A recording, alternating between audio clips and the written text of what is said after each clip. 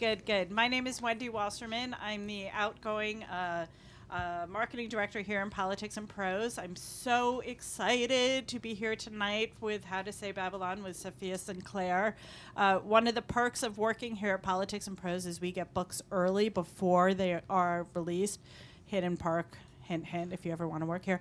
I read this book in February. I've been thinking about it since. So before we get to it, a couple just housekeeping tips. This is where I tell you to turn off your phones because you will forget to do that, and then something exciting will happen, like it happened this afternoon and your phone went off. We're also going to ask that after the talk, after Glory and Safiya have their little chat, and before the signing, if you can help us by folding up the chairs and just setting them to the side. If you've been here at an event before, you know that that's usually the drill. It helps us and it helps you because at that point you would have purchased the book up at the register and brought it back here, and Safiya will be doing a signing line after their chat. And so the way that this is going to go tonight is Safiya and Gloria are going to come out here. They're going to chat for about 35, 40 minutes. They're going to open it up for Q&A. I'm sure you have a lot of Q's and a lot of A's. And we're going to ask if you have any questions that you step up to this mic over here. It's right by the white pillar. If you can't see it, trust me, it's there. And it's very important if you do have a question that you ask it through the mic for two reasons. First, so they can hear it. But more to the point also because we are filming tonight and we want to be able to capture your audio so everyone can hear the brilliant insights that you all have. So, and the most important part, see, I have it in really big letters here. Buy the book, please. Like, buy it for your friends, buy it for your family, buy it for the family or friends. It's actually, I do have to say, this is a book that we are recommended for the holidays. We're already in holiday season, and this will be in our holiday catalog. That's how much we love it. And like I said, I read it in February, and I'm usually not a memoir reader. It's usually not my jam. But this one, I have to say, was like an earworm. And it's really not enough to say thank you to Safiya for letting us into her life and for guiding us past what Jamaica's beckoning beaches and reggae jams to see the real world of a Rastafarian family, which is, as the book shows us, not as sort of paradisical as the image of a tropical paradise would have it. I also really thank sort of the literary tradition and poetry and the spirit of writing for giving us Safiya and helping her lead her out of some remarkably dark places into the sun. I think you will be really, really impressed with what she has to say and how she has to say it. I'm not really the only one who can gush on about How to Say Babylon. It was officially published yesterday, so it's hot off the press. Yeah, woo! It's been getting rave reviews all over the place. She just told me she was on the Today Show because the book was picked with Jenna Hager-Bush's book club, which anyone in the book world knows is a big deal. It's up there with Oprah. She was on Fresh Air Today. She's at the beginning of a 2-week tour. So we're getting her fresh before she's tired and ready to talk. I do have to say one of the stunning things about this book is the language. The Washington Post went on to say that the book grabs the reader because of the beauty of its words, but it sticks because of the thorniness and complexity of its ideas. And that's really what How to Say Babylon is really all about and what Safiya is all about. So this is her debut memoir. You might know Safiya as a poet. She is the author of the poetry collection Cannibal, which was the winner of a Writers Award, the American Academy of Arts and Letters Metcalf Award in Literature, the OCM Bocas Prize for Caribbean Poetry, and the Prairie Schooner Book Prize in Poetry. And it was selected of the American Library Association Notable Books of the Year, so that was her previous Cannibal. So that sets her up pretty well for How to Say Babylon. Safiya will actually be in conversation with Glory Edim. You know Glory, she's the founder of Well Read Black Girl, which is a book club and digital platform that celebrates the uniqueness of black literature. And she edited the well-read Black Girl anthology, which was nominated for the NAACP Image Award and was named a Best Book of the Year by Library Journal. I'm actually proud to call Gloria a colleague because she is the newest addition to our PMP staff. We couldn't be happier about it. And as I said, I'm the outgoing marketing director. She's our new marketing director. So this is her debut event in that in that role. So big night for everybody, and I hope you enjoy it. Glory, Safiya, come on out.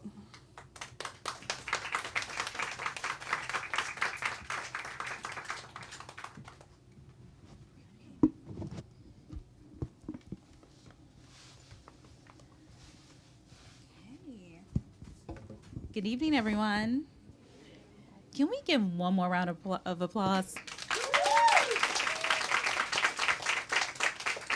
I am so excited to be in conversation, to celebrate your memoir. I feel like this has been a long time coming. Yes. And as Wendy said, you are many things, a poet first. And I just recall like reading Cannibal and being so impressed with your use of language. And it comes through so beautifully in your memoir. Thank you. Yes. Thanks so much. Congratulations. Thanks. And I'm so happy to be here. And thank you so much, Wendy, for those beautiful words and for your enthusiasm and support of the book. I really, really appreciate it. And Gloria, you know I love you. So I'm so happy to be here talking to you. Yeah. I have so many questions, and I think I want to just like start from the beginning. How does it feel to go from working in the space of poetry to writing a memoir? Because it's a different practice. Mm-hmm. It's a different experience in terms of craft. How did you begin? I mean, it really is so different. I mean, my poetry practice is kind of a very strange one. I think most poets have their own kind of unique practice, but for my poetry, I usually, for a poem, I never know where the poem is going to go. There's a lot of uncertainty involved in the writing of the poem. Mm-hmm. Maybe I'll have a first line, or I have an image, or I have a title, and I kind of let that lead me to where it's going. I never know what a poem is really going to be about. But it turns out you can't write a 350-page book like that. So I really had to kind of cultivate my prose chops. Like I had to learn about outlines and think about a narrative arc and think about, I wanted each chapter to feel like its own complete thing, but also linking next to each other, leading to like a larger narrative. I had to think about characterization of my family members, trying to capture their voices, trying to capture, my love for them through my memories of them. I had to think about dialogue. There's a lot of Jamaican patois in the book and a lot of Rasta vernacular, like Rasta people, Rasta brethren, speak in a very particular way that involves like upending the English language. To them, anything that's imperial or colonial, they want to uproot, and so they turn all the words on their head. For example, like a Rasta brethren doesn't say understand, he says overstand. And he doesn't say appreciate, he says appreciate love. And so I had to really capture the way that Rasta brethren speak, and in particular, how my father speaks. And so this was all things I had never explored in this really rigorous way in poetry before. Yeah. I think that's a perfect transition to my next question, which is the title, How to Say It Babylon. Mm-hmm. For those who don't know, what does Babylon represent in Jamaica? Yeah, so I kind of touched on it. So Babylon to the Rastafari represents anything that is rooted in Western ideology, in imperialism, colonialism, slavery, Christian ideology, anything that they think is evil or impure or profane, they call Babylon. And so from you to be raised in this culture and have, quite honestly, no other perspective, right? Like this is what your mother and father taught you. Yeah. And now you have gone, you've changed the direction, you've changed the pathway of what your life is. How did you make that very challenging decision? As we're reading the memoir, we see you kind of like wrestling with who I am and self-identity. How did you come to that space of bravery? I mean, it wasn't an easy road. I mean, but if y'all read the book, you'll see. Yes. But it has a happy ending because I'm here. Yes. I survived. But you know, I think I want to give a little bit of frame of context that I don't think a lot of people know when they think about Jamaica or think about Rastafari, that I think most people think that's the thing that defines Jamaica, but the Rastafari in Jamaica are actually a historically persecuted minority. Rastafari make up 1% or less of the Jamaican population. Less than a couple 100,000 Rastas live in Jamaica. And throughout our history, the Rastas have been pariahs in Jamaica. They were kicked out of their homes. They were forbidden from having jobs. They were forbidden from walking along the beach sides that were being developed for tourists. You know, we had a prime minister in the 1960s that gave a directive to the army that said, bring me all Rastas dead or alive. And this led to a really terrible weekend of terror where the Rastas were pulled out of their homes, they were forcibly jailed, tortured, their beards were forcibly cut, their dreadlocks were forcibly cut. And this was something that was never really taught in history class in school in Jamaica. But the effects of this persecution and this kind of national scorn that Jamaicans as a whole had for Rastas defined how I grew up and how I had to sort of integrate in society as a young girl. My siblings and I were among the first Rasta children to integrate public schools in Jamaica. So when we went to school, we were the only Rasta children at school. We were the only Rasta children at the beach. We were the only Rasta children on the bus, you know. And so there was this kind of strange isolation in my own country. And then inside my home, I mean, Rastafari culture itself is a particularly tough one to grow up in. And my father really adhered to a militant sect of Rastafari, and a lot of the rules are repressively patriarchal. A lot of the rules that, you know, the rules were different from my sisters and my mother and I than they were for my brother and my father and all the other men of Rastafari. There were all these rules about what we could wear, what we could eat, and that a woman's virtue was tied to her obedience and her pliance and her silence. My sisters and I had to cover our knees, our legs. We could wear no jewelry, nothing that, you know, all of that was seen as vanity, the trappings of Babylon. And, you know, silence was supposed to be an expression of my worthiness as a Rasta girl. But this became quite an unbearable way to live. And so, luckily, my mother, who's a great lover of literature and poetry, she handed me my first book of poems, and she kind of fostered my love of poetry. And it was through poetry that I first began to nurture my voice and nurture myself and think about who I wanted to be, and eventually finding through poetry my own way through the world, and finding a way to know myself and make the decision to leave Rastafari.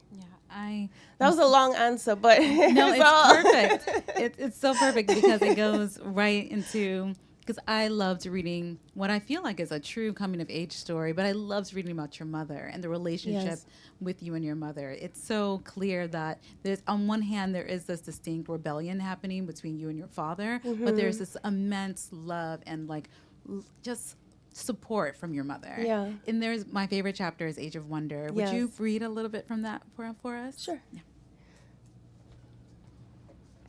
So my mother, like I said, was she is a big lover of poetry. She also was a teacher, self-taught, But she cultivated a curriculum for me and my siblings when we were growing up that involved like memorizing and reciting poems, like making our own songs, going on nature walks where she would point out, you know, the name of every bloom, of every insect. And she really, when I looked back on it when I was writing the book, she really molded me into the poet that I am today. But in this chapter that I'm gonna read, it happens after I have had a friend at school say to me, I don't want to be friends with a Rasta, and said she could no longer be my friend. And I, for the first time, felt completely diminished in my selfhood, and I harmed myself. And my mother, seeing all of this happen, she sits me down and she starts to tell me about the wounds of her own life. And this is where I begin.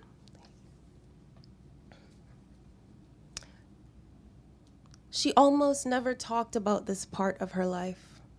Sharing none of her suffering, she kept those stories bottled away. But now she saw me slipping away to something heavy, and she was here to pull me back. I fixed my gaze like a hook in her as she spoke. These are the growing pains we all face, she said, but you will always have me. She reached out to me now and pulled me in. I ran my fingers along the nub of my mom's sixth finger, which was a comfort. So my mom has 6 fingers on each hand. Beyond the partition of the bedroom, my brother Lidge and sister Ife chatted breathlessly as they watched television. It had been so long since it was just the two of us, me and Mom, in a quiet space like this. I hadn't realized how much I craved it. She reached into her canvas handbag and pulled out a book called Poems of a Child's World. I bought this for you, she said, and handed it to me. I turned the book over in my hands, held its weight against me like an anchor. My mother could read my dark moods like a poem. Whenever gloom or fury overtook me, she recited If by Rudyard Kipling in my ear. Her voice was clear and musical as she spoke the familiar words to me now.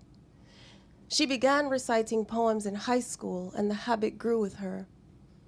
Part of me thought she kept those poems polished in her memory just to calm me down, to lift me up. Something about poetry always soothed the ills of the world for me, she said now, turning the crisp pages of the book between her fingers. She pointed out the poets she loved in high school, Blake, Keats, Shelley. Maybe you will like them too. She smiled. Above us, an Anansi spider wove silk as she spoke. I was a dead-left child, abandoned. Her voice was thin and far away. I gazed into the unspoken distance of where she was now gazing. My world was so small and bleak, but poetry made it seem wide and wild and warmer. Her face lit up as she laughed and told me that that was alliteration. I asked her what alliteration was, and she explained it to me. I crowded in greedy. Each word she tossed, I caught and watched it come alive in my hands. Poetry is the best of what I have come to love about this world, my mother said. My skin prickled. I longed to be cocooned in this, to be rooted here indefinitely in the tenderness of her telling. In time, I was laughing along with her, my hand in her hands, the wound in my foot now a faint throb. A new world was slowly opening its lacquered shell to me, its radiance beckoning. Here, on bed rest, nursing my visible and invisible wounds, what my mother pressed into my hands that day was gold. So beautiful. So beautiful. Oh, man. I was getting a little... Yes. It's just so beautiful to see how far you've come from that one moment, you know. So we witnessed throughout the book all these moments of what I think of as bodily liberation. You know, you have the moment where you cap your tooth. You have like this moment before you hurt your foot with the nail, and it feels like cries for help, and your mother responds so beautifully to say, "This will hold you. Yes. It will be with you. It will heal you." And it did. And it did. Yeah. It's this is why we have this book. This is why we have this book. This is why I'm even sitting here in front of you today. Yeah. And I mean, I feel like honestly, books throughout the, like, especially when you enter school, books play a role throughout the novel. Excuse me, the memoir. And as you were doing your research, because isn't it odd to do research on your own life? Yes. It's like, did that happen? How did that happen? Know? Do I remember it correctly? And I have 3 siblings, so there could be a wild range of differences in the memories and who remembers what and how. Yeah. So how did you reconcile, like, what was your truth compared to how your mother experienced it, how your siblings experienced it? How do you decide what will actually be in this book? Girl, I had to write an outline. Like I was saying, because it is the strangest thing, right? To have to be objective about your life and choose what parts of it you think other people will find compelling or you think is most important. Like, to me, it's all important, right? But, I sort of had to pick those touch point moments or those anchors in my life, or turning points in my life or my family's life. And so having to do the outline, I could kind of have those as like pinpoints in places where I would stop or take a breath or move towards, have the narrative rise. There was one moment in particular that I felt like really anchored everything and just marked your transition almost like into womanhood. And it was the poem, the Daddy poem. Like, so there's a line where, there's, and I'm sure you can give us more context. I'm just going to read it here. He said nothing to me about the poem that day and would say nothing more to me about my poetry for a long time. I was surprised to find some glee in it. Seeing that my words could affect him after all, I knew then that I could finally build myself a world that was beyond his reach, that on the page I was not a princess, I was a dragon. And that part, I was like, oh, yes. Like, right, but read the rest. Oh, you're like, finish the rest. Okay. I finished the paragraph. I wanted him to see the cruel world nakedly, the way I wanted all men to see the cruel world. Their deeds burned to ash on my tongue. Yes. Yeah. That part. I thought it was a good ending. It is a good ending. It is a good ending. Yes. So that part for me really stood out, and just like the power of your words and your father encountering them and being almost helpless in his response, right? Can you tell? Some context. So that was one of the first poems I wrote and published. And I published my first poem in Jamaica when I was 16. So a very young age, right? Which was wondrous, but also dangerous in many ways, right? To just have 16-year-old emotions published in the national newspaper. But I'd encountered Sylvia Plath around the same time when I was 16, and I read her poem Daddy, which was like, for me, then became this foundational poem. It like took the top of my head off. I felt that so connected to the poem and the way that she was kind of writing about her own fury and frustration with her father. And so I wrote my poem like Daddy Part 2 or like Daddy 2 or something was called like that. But it wasn't about my father. It was a persona poem about something I'd heard on the radio about a young girl whose father was her pastor, had sexually molested her, and she killed herself by drinking a weed killer in Jamaica called Gramazone. Okay, so this is all very heavy, very like grotesque, like dark, 16-year-old. Sure your father was not expecting that. No, and so I wrote this persona poem from the perspective of that young girl, because when I heard the story on the radio, I kept thinking about it and I kept thinking about it, and I kind of felt her pains that there were so many young girls in Jamaica who were kind of going through the same thing, that they were living through their own kinds of violences. And so at 16 years old, I sat down and tried to write this persona poem from this victim, this young girl, and I called it Daddy. But when my father opened the newspaper and he saw the title Daddy, right, he thought, oh, it's about me. Right. But it clearly was not. And I saw his sadness for the first time. And me being 16, I was like I relished it. You know, and as I grew older, I feel less, I mean, obviously I don't feel the same way. I don't agree necessarily with my 16-year-old self's choice of how she went about that. But that's the context there. But it was the first time I saw too the power that I had in my hands with poetry and what I could do with it. Well, can you talk more about your parents and their roles in the memoir and how you were able to shape their characters? Because you do such a brilliant job. Like, was there a matter of you, because you interview your father, you interview your parents, but what was what was that tension like? Because it feels like it's obviously very heavy. And I'm sure there was a lot of things that were unspoken, right? So how were you able to pull those details out of your parents and allow it to live in the memoir in a very authentic way?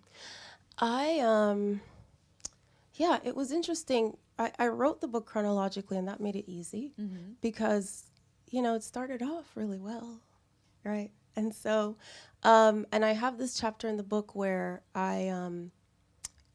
you know, it's about how my parents met each other and how... Which is so beautiful. And how they came to Rastafari and how they made the decision to walk the path of Rastafari. And so I wasn't born yet. I didn't know the story. And I wanted to be able to tell the story, that there was no way to tell my own story and my own connection to Rastafari without telling their connection. Their story, And so I did a lot of recorded interviews with my parents. And I would call them and ask them all these questions about their childhood and their adolescence and why did they choose this thing, and ask them to tell me in detail, you know. I tried to find the details that I could use to rebuild the scene, dialogue that they remember, how they felt. And it was really interesting because, particularly for my father, because it was one of, if not the first time that I actually sat down and talked to him, you know, as equals. And one of the first times I ever asked him about his life. For so long in growing up, he loomed so large in our world. He was, you know, the authority from which all the rules came and all the sunlight came and all the darkness came. So I guess he himself didn't really humanize himself to us either. But having to do that, I really had to hear about his own wounds and his own hurt and his own traumas. I heard him cry for the first time, talking about his mother, Christian mother, kicking him out of the house when he was 17 and decided to become a Rastafari. And I was surprised by that. It moved me in a way I didn't expect. And then I think shaped the way I was thinking about writing the rest of the book, and how I wanted to portray him in all his complexities, all his nuance, but with also a sense of grace, if I could find it. So it really was an interesting way of recording our oral histories, and how it changed my thinking about my parents and my father and our relationship. Well, there's also something so brilliant about the pairing of your personal family lineage to the larger context of Rastafari and the global mindset and vision, right? So how did you find ways to reconcile the two? Because you're telling a historical story, but you're also telling your family story. Right, but I knew that they were intertwined. Like there was no way to tell, because there's no written book of Rasta. There's no equivalent of the Bible for Rastas, right? There is hardly any history books. A lot of the Rastafari principles are just passed down from brethren to brethren, and there is no written text, and so, you know, imagine that's hard to write a book, trying to make sure I get it all right and I don't offend every single Rasta brethren, because everybody has their own interpretation, or they kind of, you know, of the basic tenets, which is to believe that Haile Selassie, the Emperor of Ethiopia, former Emperor of Ethiopia, is, you know, a Godhead figure they call Jah. They wear dreadlocks as a sacred marker of their devotion and reverence to Rastafari and their belief in Jah. They have a specific diet called ital, where they don't eat meat, eggs, dairy. Basically, it's a vegan diet on steroids. Yeah. No salt, no black pepper, no spice. Like it's all the idea is that your body is supposed to be a temple, a pure temple for Jah, and your mind is supposed to be also pure and free of the shackles of Babylon. So those are the basic tenets. But within that, most Rasta brethren kind of, you know, mold their own rules in their own household according to their own wishes. And so it was difficult. I had to explain this because most people don't know. Yeah, most people don't have the context of it, right? No, yeah. And then I had to give the historical context about Haile Selassie himself, who was not a Rastafari. He was just an emperor of Ethiopia. Yeah.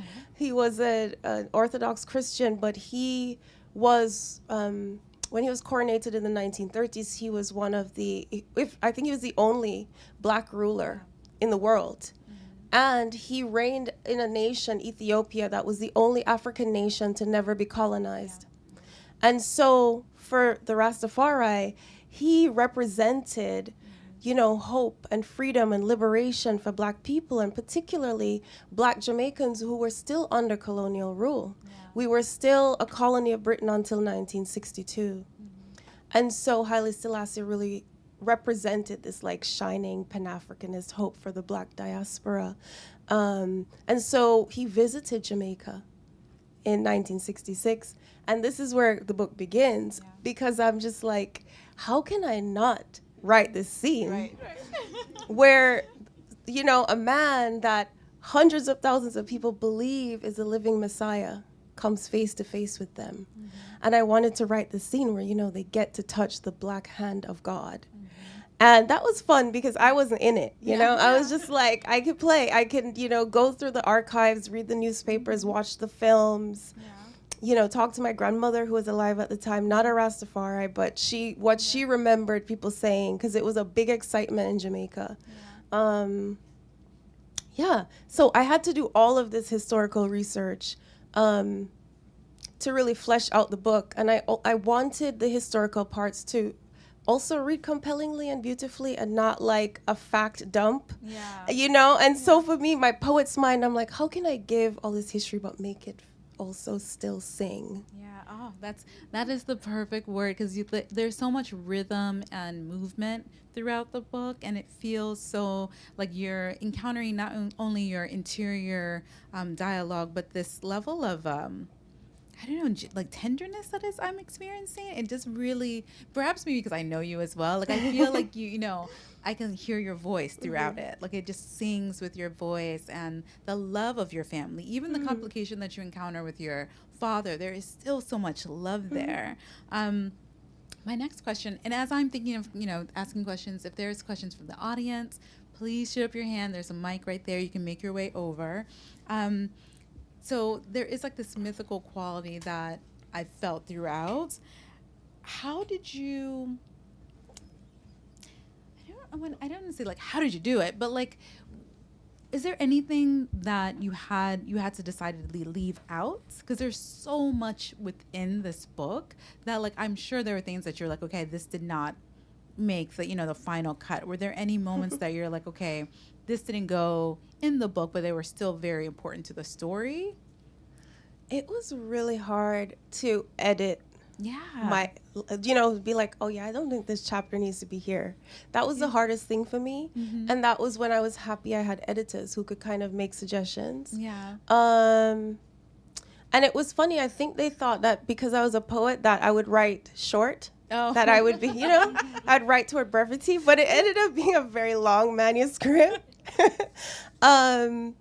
there was one chapter that was in the book right up until the end and then came out. Oh, okay. And it was a chapter about my life in high school. I went to this private high school in Jamaica. I got a scholarship to go there.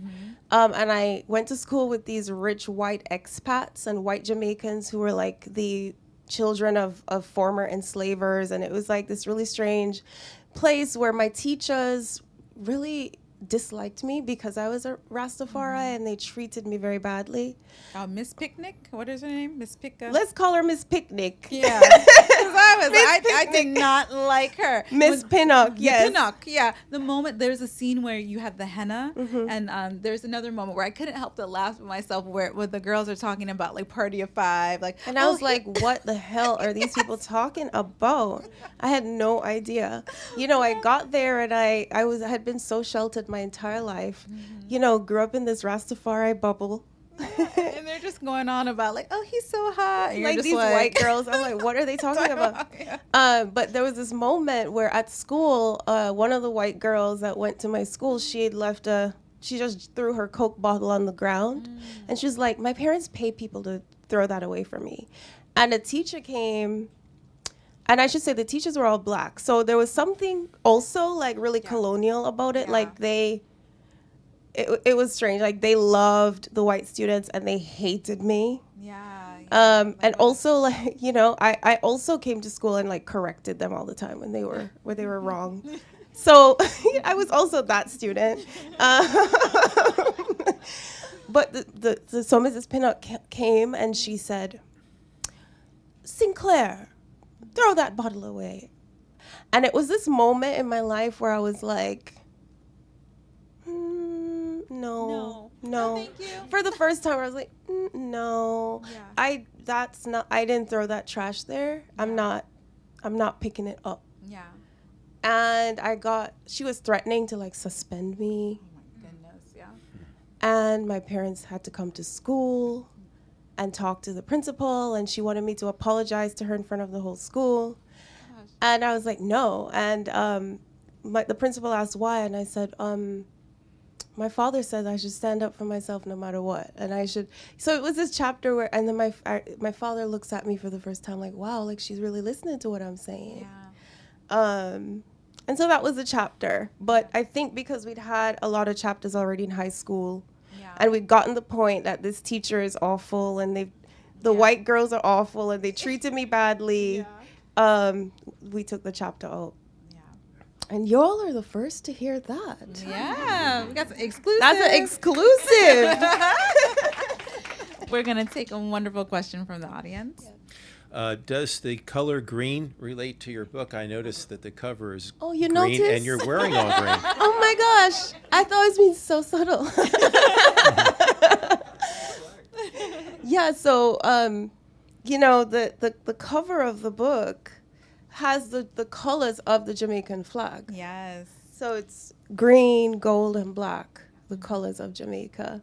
And so, yeah, green holds a lot of significance for me and for a lot of Jamaicans. And it represents the landscape of Jamaica, actually. So when they made our flag, like, that's what it represents. And so for me, I mean, the landscape and the nature of Jamaica is the thing I love most about my country, and is the thing that continues to inspire me as a poet and a writer. And even the way I write and construct my sentences, I get my inspiration from the way the landscape grows so humid and lush and florid in Jamaica. So yeah, green is everything to me. Yeah.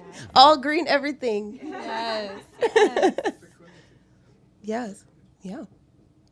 With strict family rules, was it accustomed to have arranged marriages, and in the school that you went to, did the races mix very much, and perhaps that might have been a way to get out of an oppressive system?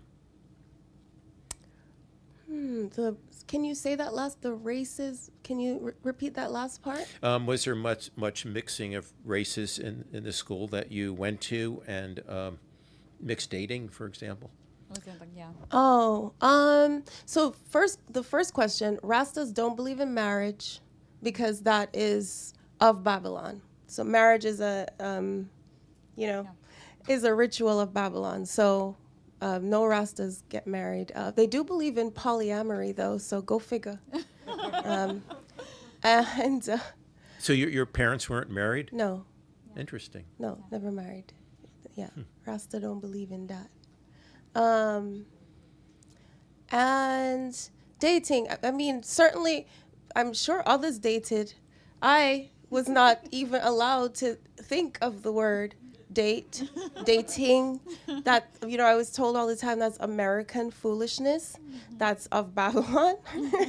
I was like, but on Saved by the Bell, like they're dating. That's Babylon propaganda. No. So certainly I was very much on the outside of that for most of my adolescence, and pretty much until I left Jamaica, yeah. Mm-hmm. So now you are not against marriage, or I mean for yourself, or in your No. dating, or Yeah. No. The bigger the ring, the better. Hey. We have another question from the audience. So first, I've been waiting for this book for months. So congratulations for goodness. getting to this point. Thank you. So we heard a little tonight about your conversations with your parents in the process of writing this book. I'm really curious about the conversations you may or may not have had with your siblings, and just because obviously they grew up with you and they lived the life you lived. And I'm just wondering sort of what your perspectives are versus your siblings, or does this process bring you closer together? Just that whole process of relating to your siblings as part of Thank this. you for asking me about my siblings.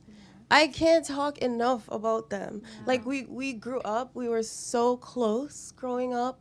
And when I wrote this book, I integrated their memories in the book. It was never like, this is my memory and that's, I would write them all the time, call them and say, how do you remember this thing? Or like, when did we live there? So, or like, what do you remember happening? Or, and I would incorporate their memories in my writing of the chapter, like or the book. It was very important to me that when they read the book, that they would see themselves there. And they would also see my love for them there. Yeah. Thank you. Thank you. Hi. My question is, what would you say is the greatest gift that you gained from writing your memoir? I mean, there's so many, but my mother was with me this weekend and up until yesterday. So she was with me yesterday at the book launch, the book release. And just having her there with me and just seeing her experience all of this, none of which would have happened without the gift of her hands and the gift of the poetry she gave to me, means everything, really. I mean, and the events that I did with her, she had as much of a line as I did for people who wanted to talk to her. So she was like the star of the show. And I just loved that.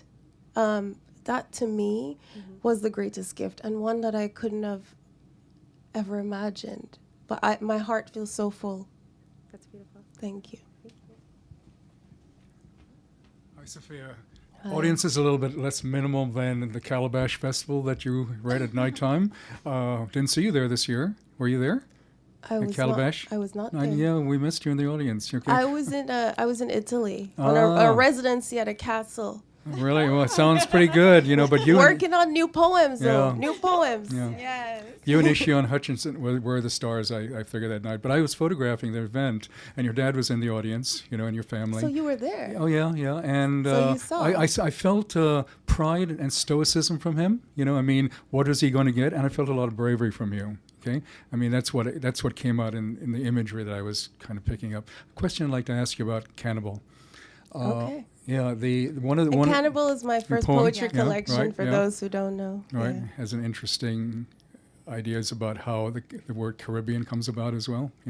But there's a poem in there that has you in University of Virginia. Mm-hmm. You're in the land of slavery. Mr. Jefferson, slave owner, who wrote some horrible things about how he felt about the racists and such. And there's an incident in the poem that I recall that you're living on a block and there's this racist kind of attitude going on just within a block of you. So coming from Jamaica, knowing, I mean, now you're reversing the conditions, the majority, races in Jamaica versus the majorities in Babylon, so to speak, the heart of Babylon, if you consider Virginia that way.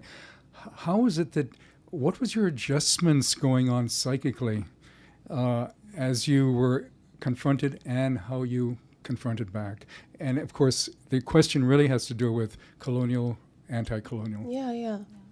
Thank you for the question. It really was a strange adjustment for me being in Charlottesville.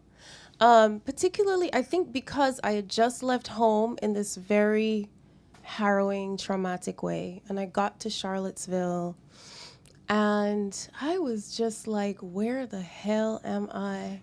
When I got there, the statue of Robert E. Lee was still in the park. People talked about Thomas Jefferson. They called him TJ without irony. And I was like, what is going on here?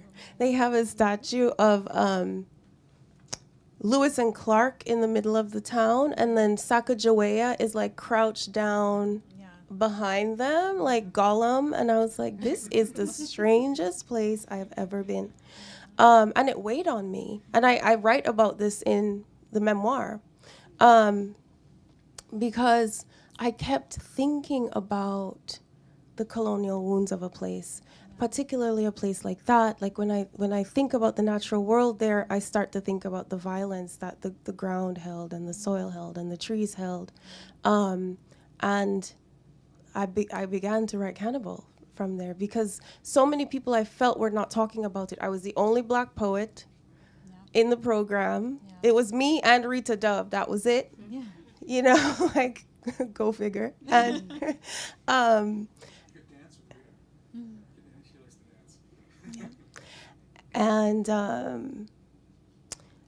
so I had to write about this. I had to think about my Blackness for the first time in a different way.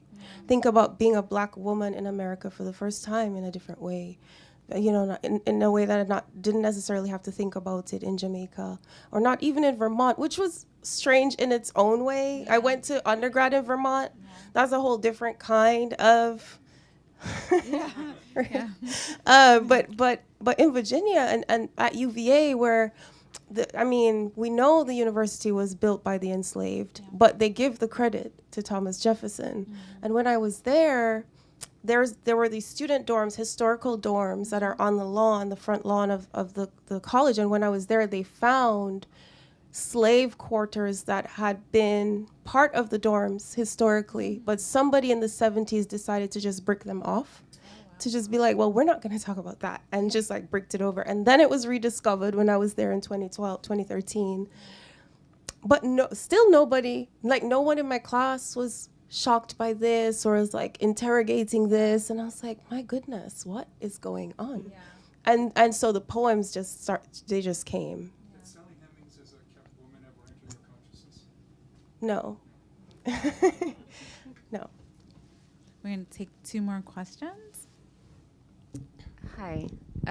So first of all, I love your boots. Thank you. We have a very stylish memoirist. So my question is, given your kind of meteoric success with your chapbook, your first book of poetry, and now your memoir and your future novel, I think it's safe to assume when people think of Jamaican authors, Jamaican writers, you will be considered part of the pantheon and almost brought to mind immediately. Is this feeling, this weight, this gravity of being, a representative of, or emblematic of Jamaican writers, how does that feel? Is it a good feeling or a bad feeling? And then, and how do you interact with other Jamaican authors? Thank you. Thank you for your kind words also. I really appreciate that.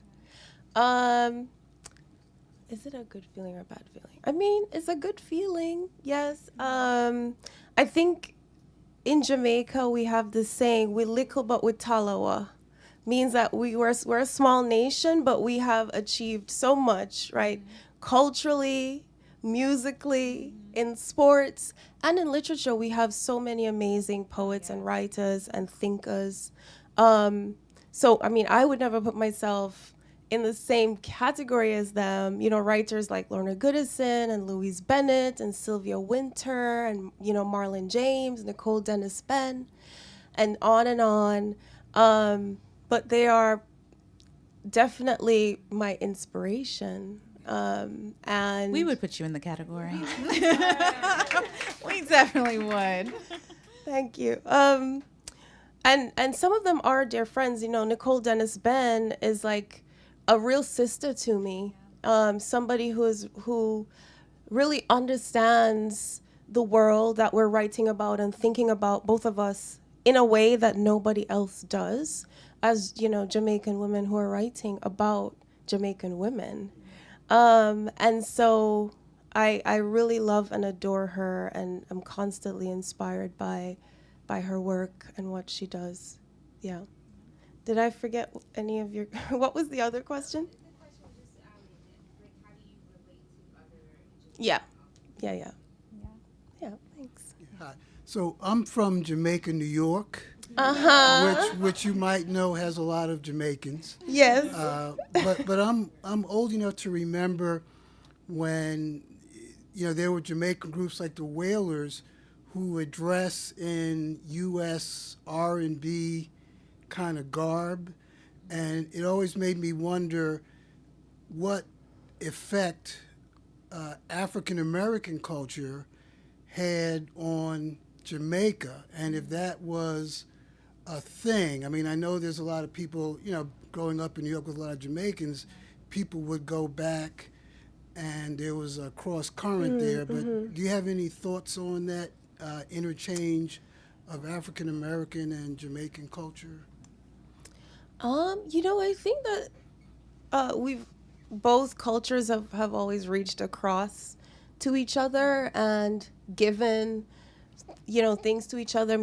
Certainly in music, I feel like Jamaica had dub, and then from dub, I think we could trace the evolution of hip hop. And then after hip hop came, and I think we could trace then that going back to dance hall, a dub, dance hall, hip hop, I think all together I would put. But if you ask the Rasta brethren, like my father would fire bun everything to do with Black American culture. So it depends on which Jamaican you ask. Yeah. By the way, every time there was a long time where I said I'm from Jamaica and people like, Queens? Jamaica, Queens? No, Jamaica, the island, the original Jamaica. Yeah, but thank you for your question. You know, my question is, what has the reception been in Jamaica? Like, how are you planning to tour back home? How has your family, you know, how is everyone responding? Everybody, I think, is really excited and proud of me, and everybody is trying to claim me as their relative. So I've gained a lot of relatives suddenly, very quickly, which is great. Just don't come ask me for anything. No, but it's really cool. You know, like even my auntie who's in the book, her name's Auntie Audrey. I saw her this weekend and she couldn't stop talking about the book. I believe it's the first book she's ever read. Which makes me feel so good. She was like, I couldn't stop reading it. She's like, every night at dinner, we're like, we gotta read another chapter. And she was reading it with my cousins and stuff. And that made me feel really, really good. And she's already like made claims on who she wants to play her in the movie and all of that. She said, tell him to cast Halle Berry for being in it. We gotta work on Hallie's accent, though. Right. That's what I'm saying. Auntie, I don't know about that one. Yeah. A what? It's I am. She is. I am Doctor. Dr. Sinclair. Yes. Yes. Dr. Sinclair. Yes. So, you know what? That actually brings me. We're about done. So if anyone has any more questions, please come up to the mic now. But I also would love to hear how this book has influenced you in the academy. Is this because there are so many wonderful moments and teachable moments from this. So, Professor, yes, if you were to teach your book, what would be like the? Oh my God, I would never teach my book. No. Well, if someone else was. I just began to think in horror of my students reading it. No, it's and then knowing my whole life, like, oh my God, I'm gonna look at my students and they're like, we know what you did. We know. But it's also such a wonderful thing encourage other writers and future poets. Also, your relationship with Rita Dub, you mentioned her, but before, how did Rita, and she shows up in the book as well, influence you to become the writer you are now? I mean, I think when I thought about writing the book, I also knew it wouldn't just be a memoir. That in some sense, it would be a Künstlerroman. That it would also trace my becoming a writer, from a young age to now. And so I relished those parts of the book because I got to talk about the authors and poems and books and works that influenced me at different points in my life, that saved me at different points in my life. And so I could see that being interesting for somebody else to teach, and, to encourage reading and literature as something that is capable of changing a life, because I know it's true because it happened to me. And then Rita, there are a lot of mentors in here in the book that show up in at the times when I needed them the most in crucial ways. Gregory Orr is another poet who's a mentor who shows up. And he was the one who told me I needed to write this memoir from a place of safety. And I tell you, that was probably the most useful advice anybody ever gave me. Wow. Can you elaborate on that, though? When he says a place of safety, what does that mean? So just as I was talking about getting to Charlottesville for the first time, kind of trying to make sense of this strange place I was living in, also still bearing the wounds of leaving home in a really traumatic way. And that's the first time I began thinking about writing the memoir. But it hurt every day to live there and to live on the page and to live in those memories. The wounds were still too fresh. And Gregory Orr said, I think to write a memoir like this, you have to have a place of safety. And I don't think you have that yet. And it was true. I needed distance to sort of emotionally recollect in tranquility that which was still so painful to me at that time. And so that was just the best advice. And I mean, Rita herself has taught me so much about not just poetry and what you can do on the page and how we can express the interiorities of Black womanhood in all these different ways, but also grace. And grace is one of the biggest things that I've learned from being Rita's student and observing her, not just on the page, what she does with grace, but in her life and how she moves in the world. She has taught me so much. So beautiful. Yes. Speaking of students, this is a former student of mine. Hey, I was going to be like, I'm a poet. I was curious if there was a novel or two that you just love. Maybe it didn't influence the book, but just a novel that you love. And I also was curious about when you mentioned place. Were you writing your novel while you were traveling, or did place have an influence? I haven't written no novel yet, girl. Excuse me. Memoirs. See, I do the same thing. Though my publisher is asking for it already. See? She's like, I'll ask you next week, Monday. Like, where's the novel? So did place have an effect on writing your memoir? Thank you. Sorry, can you remind me of the first question? Oh, novels that I love. Yep. Yes, I have so many novels that I love. My favorite novel is A Song of Solomon by Toni Morrison, the GOAT, the goddess. Yeah. And it's a book that I read and reread and reread. I didn't read any nonfiction when I was writing the memoir, but I devoured everything Toni Morrison wrote, thought, said, like breathed, sneezed, everything. So I love Song of Solomon. I also really love 100 Years of Solitude. Oh, yeah. That's one of my favorite novels also, and one that I return to a lot, for the way that Marquez writes about place and writes about the people who live in that place and how skin close they feel. And so I would say those two are really up there for me. I also really love Jasmine Ward, Sing on Buried Sing, and she is she's my favorite living author.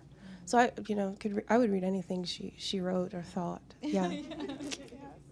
Time for one more? Yeah, one more. Yeah. Well, maybe we should give someone who hasn't asked a question first. Oh, yes. okay. Thank you. I've been so excited for this, especially because I went to school in Jamaica, and we Where in don't Jamaica? have St. Andrew High School for girls. Okay, a nice school then. Good school. Good school. Yeah, but you're totally right. We don't have enough information about Rastafari culture, what it means. And I'm particularly interested about your memoir because it comes at a time in Jamaica where there's a lot of conversations about what is happening with wearing dreadlocks in school, what is happening with honoring the culture, what is happening with meals that are vegan, that are ital. Very curious to hear from you, based on this book this memoir that you have right now. Yeah. What would you say a call for action might be for Jamaica? Because the memoir is bigger than just you. You're talking about a culture and a people. So what would you say is really that call for action? No pressure, right? No pressure. None at all. But I mean, it's true what she's saying. Like just recent. I mean, I think 5 years ago there was this big story in Jamaica where a young girl's dreadlocks were. She went to school and the principal cut her dreadlocks off without her parents' knowledge or consent, and then sent her back home, because there is still this pervasive idea that it represents something that's unclean or dirty or savage or unkempt, and there are people who still look down on that, and Rasta children in school still struggle in that way. Just I think a couple weeks ago, Rasta boys were given permission to go to school with their hair uncovered. For a long time, the rules were they had to cover their dreadlocks if they were going to go to school. So it's been, culturally, most people don't realize this, like still a hot button topic. Like Rastas still aren't fully integrated into Jamaican society. My brother still has his dreadlocks and still walks his own individual path as a Rasta brethren, and he a couple years ago was offered a job, but they said he had to cut his dreadlocks to take the job. And he did not. When he was in law school, his professors told him that to continue as a lawyer, he had to cut his dreadlocks. And so he left law school. So, these are things that are still happening. I don't know if I have the grand prescription for what Jamaica should or should not do. I think that having the government make the amends that they started to make about Bad Friday and the Coral Gardens massacre, which is the massacre that I mentioned earlier, is a good first step. I think they're actually giving reparations to some of the Rastafari communities. So that's a good first step. But I don't even know if at this point the Rastafari want to be integrated into Jamaican society, which is still a very Christian one and which they still don't agree with. So it is an interesting thing to think about and a big task ahead of us. But I think that there are strides being made by the Jamaican government and the larger society to be more accepting of the Rastafari who are living in Jamaica and not just make tourist money on the back of Bob Marley and Rastafari, but treat them badly at home. Right. And so I would love to see that continue, because I know growing up with a father who is a reggae musician, seeing the way that the country treated him versus how Rastas are used to advertise for tourism wounded him. And so I would love to see Jamaica continue to make those strides and amends and hands across the aisle to the Rastas, who will probably not accept Babylon hand, but yeah.